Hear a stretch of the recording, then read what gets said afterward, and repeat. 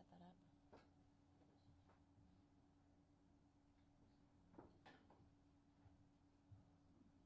Rudy, where's the remote?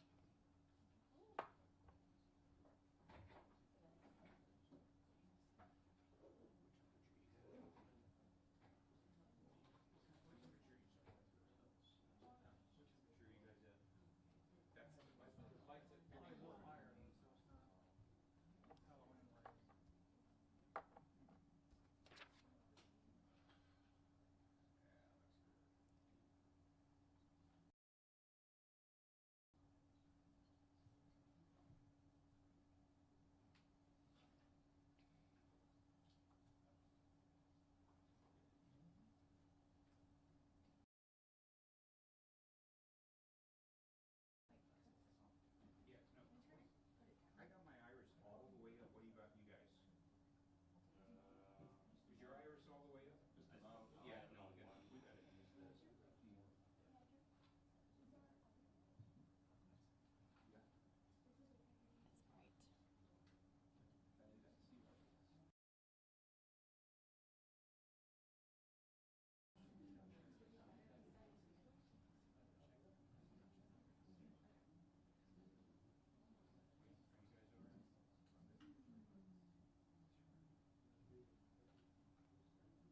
Y'all good? Yes, on the way down. Okay, are y'all ready for names and speakers and everything? Okay, so our first speaker today is Austin Police Chief Lisa Davis, Lisa Davis. Then we will have the lead homicide detective, Robert Marshall, Robertmarshall. And then for questions, Homicide Sergeant Nathan Sexton, NATHANSEXTON. Once we open it up for questions, I'll be standing off to the side, and if you just would raise your hands rather than shouting out questions, and I will point. If I know your name, I'll say your name, and then if I don't know your name, I will try to describe you by what you're wearing or point to you and say that you're next. All right? Okay, we'll get ready in just a few minutes.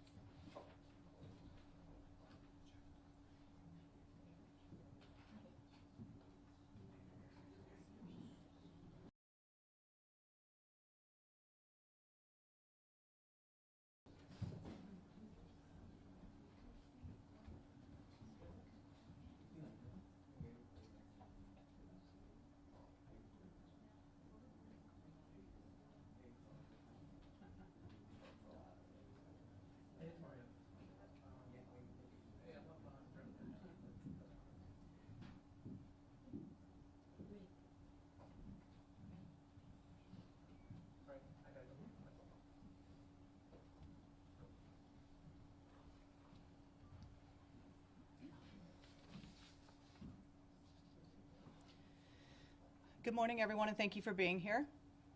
First, I want to offer my deepest condolences to Brianna Aguilera's family, friends, and loved ones.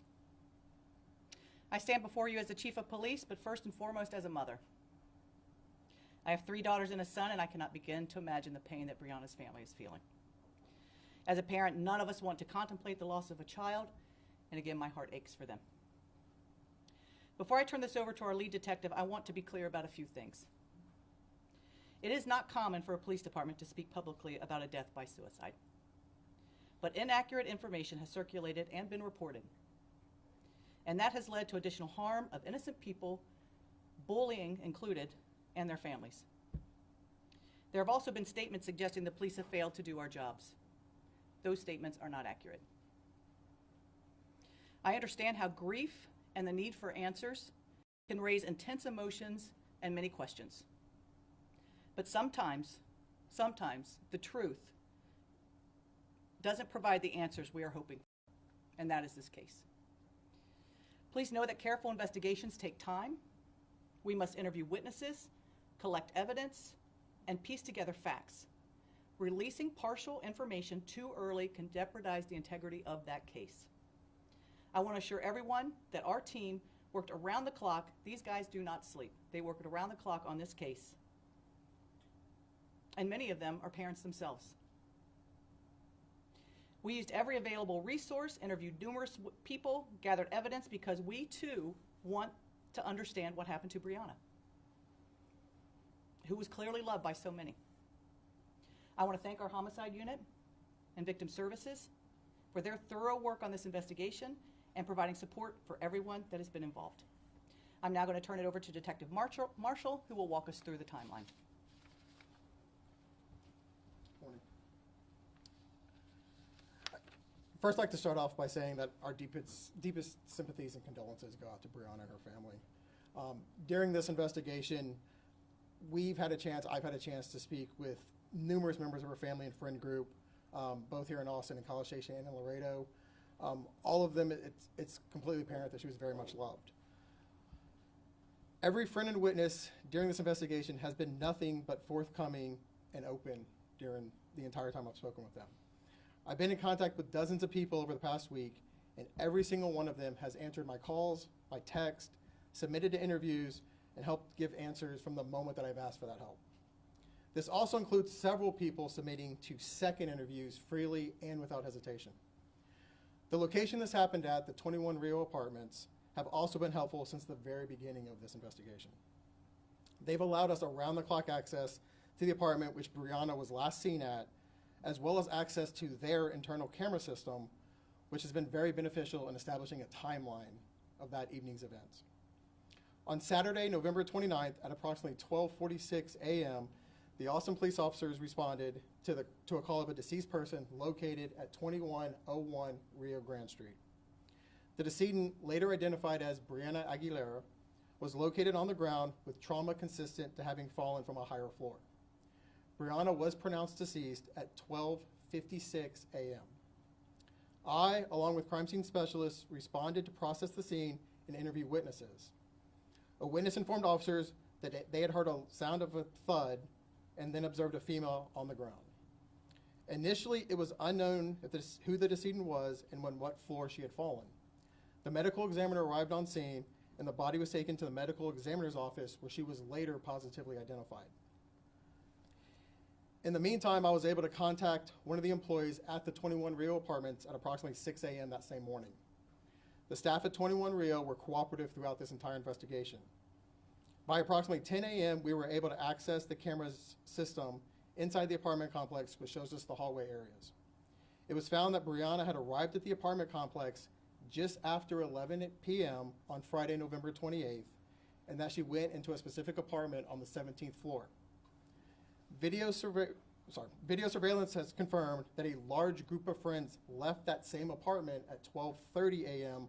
on November 29th, leaving just Brianna and 3 other girls in the apartment. Now on Saturday, November 29th, at approximately 12:54 p.m., I, along with patrol officers, made contact with the residents of that specific apartment that Brianna had been observed going into. The residents informed me that they were trying to report that their friend Brianna was missing. I was able later to confirm they had in fact placed a 911 call at 12:14 p.m. earlier that afternoon to report their friend Brianna was missing. They informed me that they were hosting friends for the Texas A&M football game and that Brianna was supposed to be staying there that preceding evening.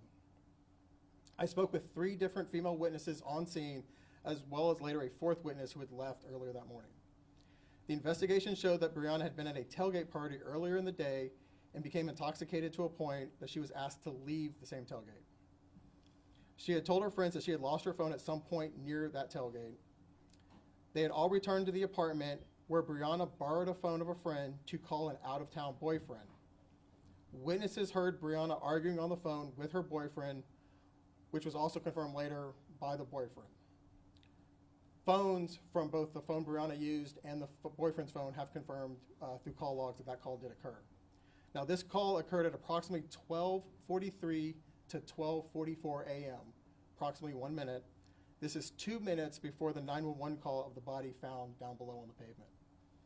On Saturday, November 29th, it was found that Brianna's mother, Stephanie Rodriguez, had called the Austin Police Department at 12:50 p.m.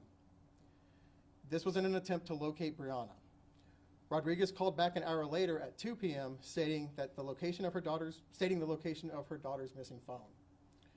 The phone was located by Austin police officers in a wooded area by 3:30 p.m. that afternoon in Walnut Creek in a field by the Austin Rugby Club. Through this investigation, it was found that Brianna had attended the tailgate on Friday, November 28th at the Austin Rugby Club arriving between 4 and 5 p.m., and then leaving at approximately 10 p.m. Witnesses stated that after Brianna was asked to leave the tailgate, she had repeatedly dropped her phone and staggered into a nearby wooded area where her phone and other items were later located by Austin police. Just after 4 p.m. on Saturday, November 29th, officers from the scene paged homicide to inform them that they had located the property belonging to Brianna and determined that there was also a separate deceased person call with the same name. Rodriguez was notified of Brianna's death just before 5 p.m. Brianna's phone was placed with the rest of her property still on the 17th floor of the apartment for her family to later receive. On Monday, December 1st, the mother and father of Brianna met with victim services and those of us in the homicide office at police headquarters. There, Rodriguez turned over Brianna's phone and gave it back to us. A further review of Brianna's phone shows a deleted digital suicide note dated Tuesday, November 25th of this year, which was written to specific people in her life. From the moment this call originated up until now, between all of the witness statements, all of the video evidence, and all of the digital evidence collected, at no time did any evidence point to this being anything of a criminal nature. Rather, our investigation has revealed that unfortunately Brianna had made suicidal comments previously to friends back in October of this year. This continued through the evening of her death with some self-harming actions earlier in the evening and a text message to another friend indicating the thought of suicide. We recognize that hearing news like this can be difficult and may affect members of the community in very personal ways. If you or someone you know is experiencing emotional distress or mental health struggles, support is available. You can call or text 988 to reach the Suicide and Crisis Lifeline, or contact Integral Care's 24-hour helpline at 512-472-HELP. That's 512-472-4357 to be connected with local crisis services, including mobile response teams. No one should have to navigate these kind of crises alone. Any questions?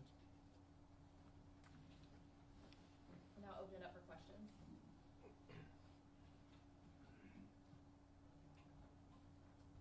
Oh, you want us to pick? John, go ahead, Brianna. Couple things. Was the mom made aware of these previous suicidal comments when you guys figured that out during the investigation? And I know a big part of this is trying to address some online speculation, so just wanted to bring up something that people have brought up about concerns about fights that Brianna may have gotten in with other people in that apartment. Can you address this? Sure. The first part first. I was in contact with Brianna's mother beginning Saturday afternoon. We spoke through Sunday and Monday through the meeting here. Since then, I've attempted 4 times to contact her. I wanted to share this information privately. She did not reply to any of my attempts to talk to her until yesterday afternoon, where she asked me to talk to her lawyer. So I have not been in contact with her mother. However, her father I have been in contact with. He knows all of this information as of yesterday. And then secondly, the fight. Yeah. There have been online reports of a fight. The only evidence that we have of any kind of physical altercation was Brianna punching one of her friends as they tried to help her out of the party. We have no evidence of any other altercation. Go ahead, Meredith. Did the witnesses that y'all talked to give any reason why they didn't call 911 earlier that night? So most of those witnesses, between the time of night that it was, they slept for some periods of time. They do have some text messages. They were worried. They assumed, because so many friends from their hometown were here in Austin staying at different locations, they had assumed she probably just went back out with another friend group that was in the immediate area. Go over the balcony? No, ma'am. No, we have no evidence to suggest that. Can you share more about that deleted note that you mentioned? When was that deleted, and do you have information about how that was deleted? So that phone is currently with our digital forensics units to be processed. It is being processed as of last night. I just know the date of it. I don't know exactly when it was typed, but I found it in the deleted items folder, and that's about all I can say at this point. The date from the deleted item was from November the 25th, so it appears that's when it was written. Brianna. In the absence of the chatter that happened online about this, how would you have handled this investigation? I hated the chatter probably as much as her family and everybody and the living witnesses hate it. The problem is, I can't make a public statement until I interview everyone, and several of these people we had interviewed 2 times. Video takes hours and hours, not only to get, but then to go through and process and look at. Her phone takes hours to go through. I've never been a part of an investigation that's happened as fast as I want it to. We always wanted to go faster, but in this case, so many people knew her, so many people wanted to help us. Just to dig through all that information, unfortunately, it has taken 3 or 4 days. How certain would you say y'all are, sorry to raise my hand, certain y'all are in this determination? Just every investigation, we have to rely on the evidence, and all evidence in this case is indicative of suicide. Can you share a little bit more about who was inside the apartment at the time that she fell? And were you able to speak with all of those people? I won't share their names, obviously. Yes, I've been able to speak with every single person in there. All of them multiple times, actually, throughout this. They were just all friends. Again, this is all a large friend group from Laredo. Is there anything that you can share about what she was last seen wearing? I've heard from a couple of people that they were questioning some of the wardrobe that was seen after the fact. I'll speak to that. She was found wearing the same stuff she was wearing at the tailgate. Part of the reason it took 4 hours for the video surveillance, she was wearing something slightly different when she arrived back at the apartment. So that kind of threw things off to actually locate her. But she was wearing the exact same stuff from earlier in the evening. It took a bit, I would say, to notify the mom. Was that because y'all had to go through me and do the identification, or what's that? Sure. Yeah, it took a while to positively identify her, but on top of that, as Detective Marshall had mentioned, about around 2 p.m. on that Saturday is when they'd actually set the gears in motion to try to notify her. So she had called about 12:50, and she was notified that same afternoon. We'll take 2 more questions. You mentioned an argument with her boyfriend before her death. How soon did that happen before her death, and were you able to make contact with him as well? So I have spoken with him multiple times. That phone call happened approximately 2 minutes before the 911 call of her reporting her on the sidewalk. Part of her mom's questioning is that you talked to friends or people that were in the apartment till Sunday. Maybe you said it in the timeline, can you tell us again when you started talking to people? We first identified the apartment very late morning, early afternoon on Saturday. We talked to them immediately that very same time. And like I said, since then we've spoken multiple times to everyone that was in the apartment. A little bit different of a question, but she is 19 and underage. Are any people, just gotta ask, any people being investigated for supplying the alcohol to her? That would be a better question for Texas Alcohol Beverage Commission, TABC. I've been in very brief contact with them, but I don't know the status of anything that they're doing.